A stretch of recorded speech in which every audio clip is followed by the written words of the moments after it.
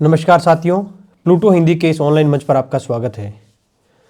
आज की इस कक्षा में हम यूजीसी नेट हिंदी साहित्य पाठ्यक्रम की कविता वाली यूनिट के अंदर आधुनिक काल के एक महत्वपूर्ण कवि और प्रसिद्ध कवि मुक्तिबोध की 2 कविताओं का पाठ करेंगे। इनकी 3 कविताएं हमारे पाठ्यक्रम में सम्मिलित है, भूल गलती, ब्रह्म राक्षस और अंधेरे में। ये तीनों ही कविताएं मुक्तिबोध के काव्य संग्रह चांद का मुंह टेढ़ा है में संकलित है। भूल गलती इस संकलन की पहली कविता है, जबकि ब्रह्म राक्षस तीसरी तथा अंधेरे में अंतिम कविता है। आइए कविता का पाठ शुरू करते हैं। भूल गलती।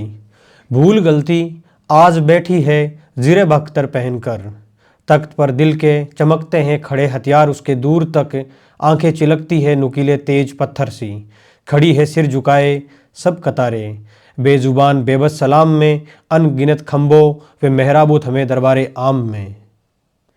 सामने बेचैन घावों की अजब तिरछी लकीरों से कटा चेहरा कि जिस पर कांप दिल की भाप उठती है, पहने हथकड़ी वह एक ऊंचा कद, समूचे जिस्म पर लत्तर, झलकते लंबे लाल दाग बहते खून के, वह कैद कर लाया गया ईमान। ये पूरी कविता की ये एक पंच लाइन है, वह कैद कर लाया गया ईमान।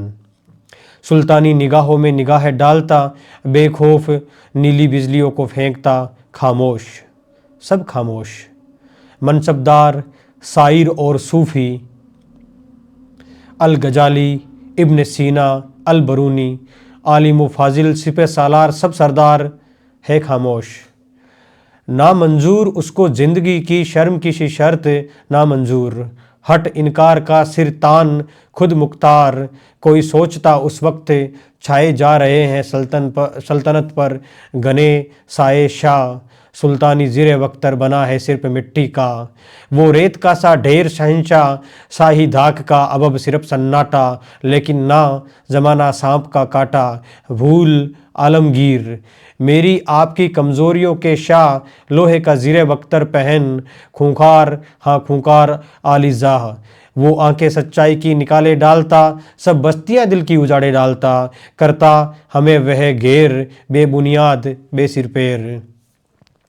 हम सब कैद हैं उसके चमकते तामजाम में शाही मुकाम में, इतने में हम ही में से अजीब करहा सा कोई निकल भागा, भरे दरबार आम में मैं भी संभल जागा, कतारों में खड़े खुदगर्ज बा हथियार बख्तर बंद समझौते, वहम कर रह गए दिल में अलग जबड़ा अलग दाढ़ी लिए, दूमुहैपन के 100 तजुर्बों की बुजुर्गी से भरे दड़ियल सिपे सालार संजीदा सहम कर रह गए, लेकिन उधर उस ओर कोई बुर्ज के उस तरफ जा पहुंचा, अंधेरी घाटियों के गोल टीलों घने पेड़ों में कहीं पर खो गया, महसूस होता है कि यह बेनाम बेमालूम दरों के इलाकों में सच्चाई के सुनहले तेज अक्षों के धुंधलके में मुहैया कर रहा लश्कर हमारी हार का बदला चुकाने आएगा, संकल्प धर्मा चेतना का रक्त प्लावित स्वर हमारे ही हृदय का गुप्त स्वर्णाक्षर प्रकट होकर विकट हो जाएगा।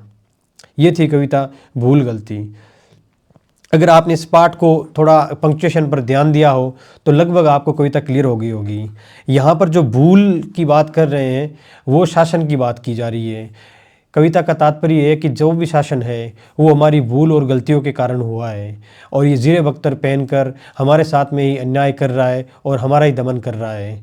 लेकिन इस दमन झूठे और अत्याचारी शासन के विरुद्ध एक ईमान, एक व्यक्ति जो सत्यनिष्ठ है, उसकी सत्यनिष्ठा और उसका ईमान हमेशा खड़ा रहेगा। और जब भी ज़िरे बख्तर किसी व्यक्ति का, समाज का दमन करने का प्रयास करेंगे, तब वो ज़िरे बख्तर हम ही में से ज़िरे बख्तर जो अन्याय करेगा उसका विरोध करने के लिए हम ही में से कोई एक बाहर निकल भागेगा उस अन्याय का विरोध करते हुए, और अपना एक लश्कर तैयार करेगा, और कभी ना कभी वो फिर लौट कर आएगा इस भूल गलती भरे अन्याय और दमन के शासन का विरोध करने के लिए क्रांति स्वरूप चेतना के रूप में। ये इस भूल गलती कविता का पूरा सार है।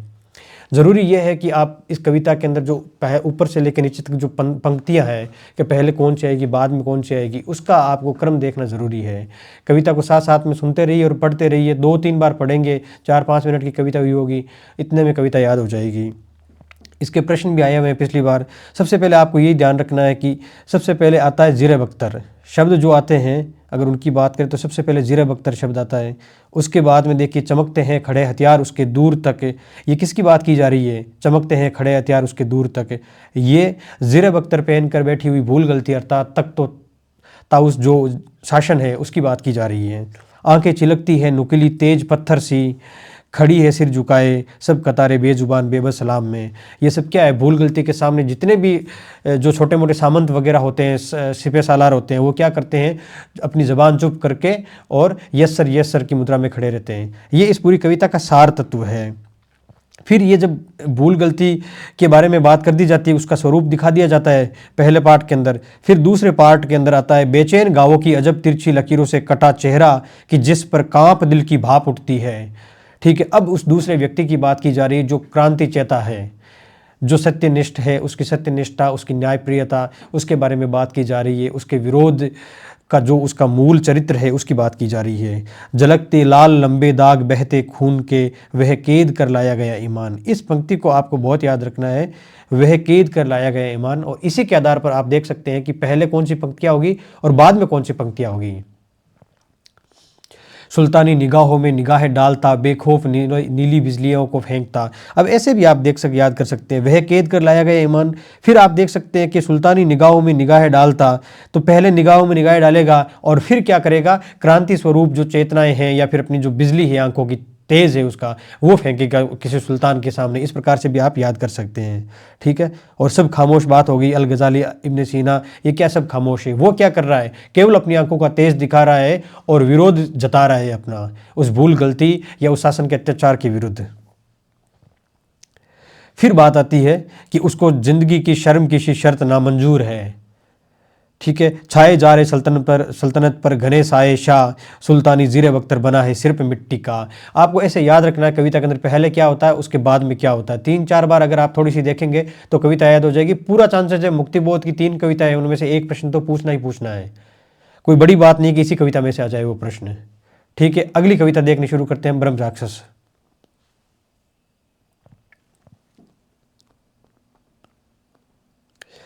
ब्रह्म राक्षस कविता पढ़े उससे पहले ब्रह्म राक्षस जो एक शब्द है हमारे हिंदी संस्कृति के अंदर, उसका एक अर्थ बता देता हूँ कि ब्रह्म राक्षस के साथ में ये होता है कि जब तक वो अपना ज्ञान किसी अगली पीढ़ी को ना दे दे, अपनी जो चेतना है वो अगली पीढ़ी को हस्तांतरित नहीं कर दे, तब तक क्या होता है, वो अपने शरीर से और जो प्रेत शरीर है उसका प्रेत योनि, उससे मुक्त नहीं हो पाता।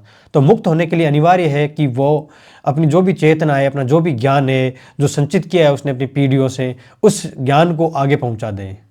ये ब्रह्म राक्षस होता है। और अब इस कविता का पाठ करेंगे और इस संदर्भ में भी आप इस कविता को समझना। दूसरा, इस संदर्भ में भी समझना कि ब्रह्म राक्षस कविता आंतरिक चेतना की कविता है और ये कविता अच्छे और बुरे के बीच में विरोध और दोनों में से किसका चयन करें उसकी नहीं है। यह है अच्छे और बहुत अच्छे में से चयन करने की व्यवस्था।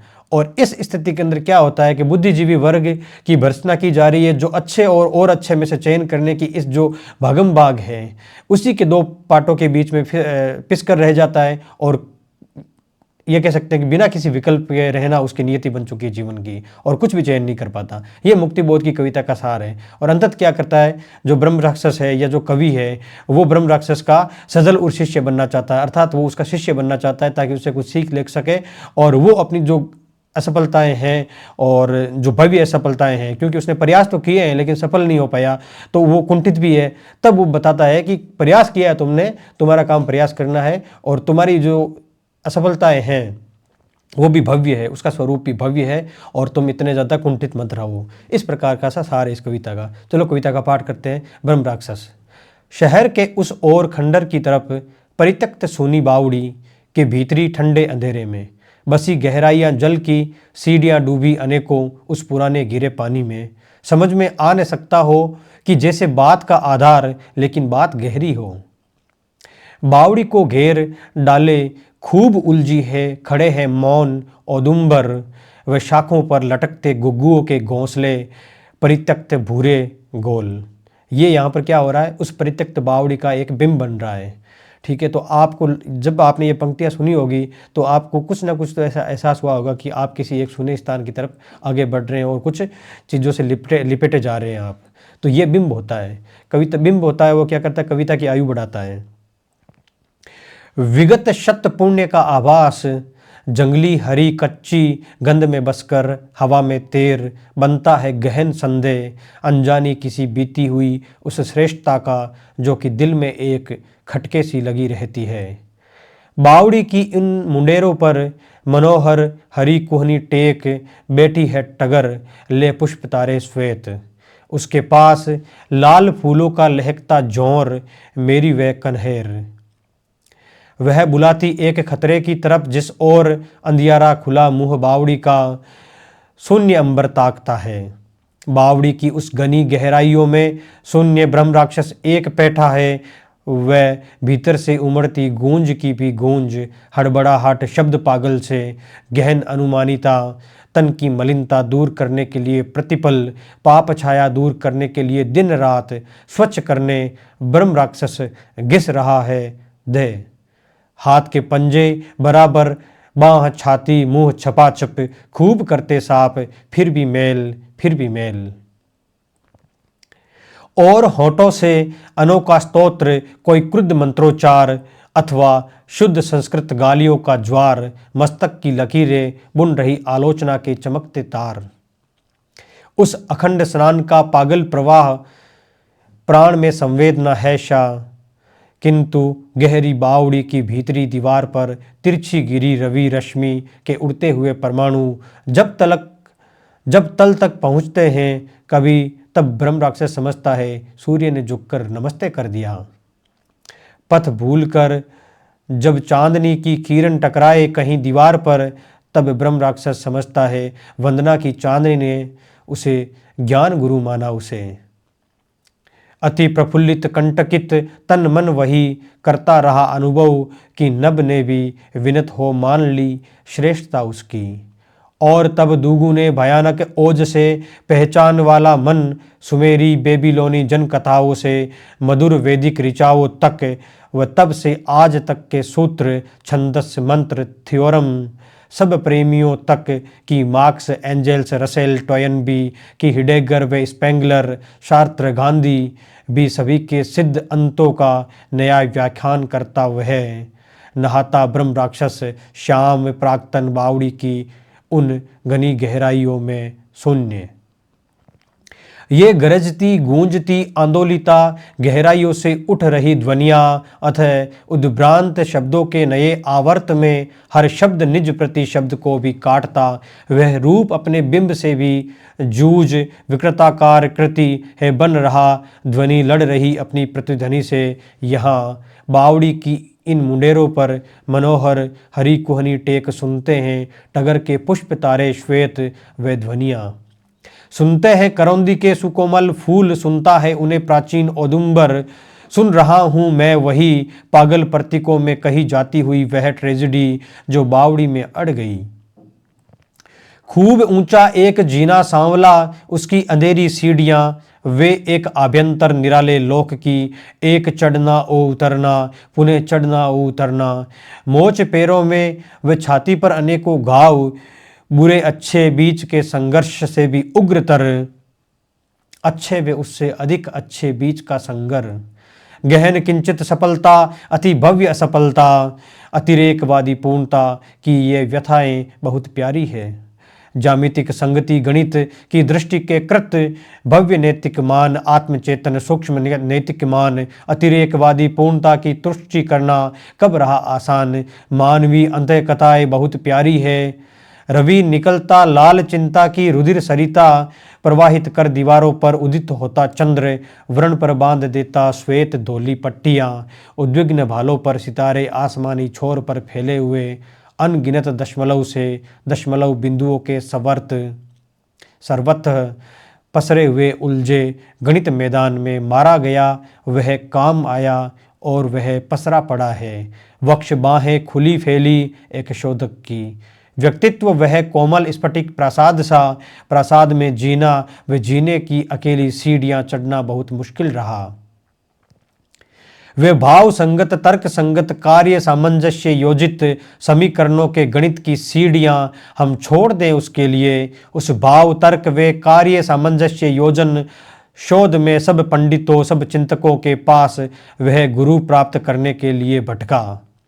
किंतु युग बदला, वे आया कीर्ति व्यवसायी, लाभकारी कार्य में से धन, व धन में से हृदय मन, और धन अभिभूत अंतःकरण में से सत्य की जाई निरंतर चिलचिलाती थी। आत्मचेतस किंतु इस व्यक्तित्व में थी प्राणमयी अनबन। विश्व चेतस बेबनाव, मेहता के चरण में था विषादाकुल मन।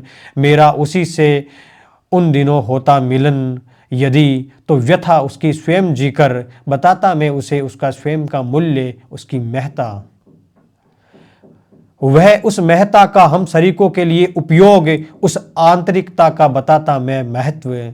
पिस गया वह भीतरी और बाहरी दो कठिन पाटों के बीच, ऐसी ट्रेजेडी है नीच। बावड़ी में वह स्वयं पागल प्रतीकों में निरंतर कह रहा, वह कोठरी में किस तरह अपना गणित करता रहा और मर गया।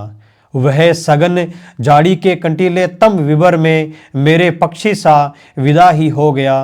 वह ज्योति अनजानी सदा को सो गई। यह क्यों हुआ, क्यों यह हुआ। मैं ब्रह्म राक्षस का सदल उर शिष्य होना चाहता हूँ, जिससे कि उसका वह अधूरा कार्य, उसकी वेदना का स्रोत संगत पूर्ण निष्कर्षों तलक पहुँचा सकूँ। मैं ब्रह्म राक्षस का सजल उर शिष्य होना चाहता हूँ। ये होगी कविता ब्रह्म राक्षस। दोनों कविता हो गई, 16 मिनट की कविता का पाठ है। ब्रह्म राक्षस कविता जो है उसका सारा जो मूलभूत सार है पूरी कविता का वो यही है कि अच्छे और अधिक अच्छे में से चुनाव, और उस चुनाव के अंदर में से जो व्यक्ति के अंदर का संघर्ष है उससे कैसे उबर पाएं। क्योंकि अगर और अच्छा चुनाव करेगा तो कुछ अच्छा छूट जाएगा, और दोनों में से एक चुनने में उसके स्वार्थों को भी नुकसान होगा। तो ऐसी स्थिति के अंदर किसको चयन करे, और क्योंकि एक चयन नहीं कर पा रहा है इस वजह से वो क्या करता है, एक संघर्ष की स्थिति में ही बना रह जाता है, द्वंद्व की स्थिति में बना रह जाता है। वह ब्रह्म राक्षस है। लेकिन कवि ये कहना चाहता है कि मैं उस ब्रह्म राक्षस को ये बताना चाहता हूँ कि तुम्हारा ये जो संघर्ष है अच्छे और बहुत अच्छे में से चयन करना, और इस दौरान तुम्हें बहुत बार असफलताएँ भी मिलती है, तुम अच्छे निर्णय नहीं ले पाते, लेकिन फिर भी ये जो तुम्हारा संघर्ष है, यहाँ ये बात याद रखना कि चयन का सफलता चयन में नहीं है, सफलता है उस संघर्ष के अंदर, जो दोनों में से एक चयन करना है, अच्छे का चयन करना है और उस संघर्ष पर विजय पाना। तो वो जो सारी संघर्ष की स्थिति है उसी को ये कहा जा रहा है कि तुम भले ही असफल रह गए, तुम चयन नहीं कर पाए, लेकिन तुम्हारा ये जो संघर्ष है वो भी कम नहीं है। ये भी एक भव्य असफलता है जिसका जश्न मनाया जाना चाहिए और लोगों के सामने ये असफलता आनी चाहिए। ठीक है, तो ये सारी इस कविता का सार तत्व है, और आप बार बार इसको सुनिए और साथ साथ में पढ़िए भी। अगर आपके पास प्रिंटेड नोट्स नहीं है तो मैं टेलीग्राम ग्रुप में डाल दूंगा, वहाँ से आप इसको साथ साथ में एक एक लाइन को थोड़ा नोट करते भी जाइए ताकि आपको याद हो जाए कविता। प्लूटो हिंदी में बने रहने के लिए धन्यवाद। अंधेरे में कविता का लगभग 1 घंटे का पाठ है, तो आज छोड़ दिया, अगली क्लास में उसको करेंगे।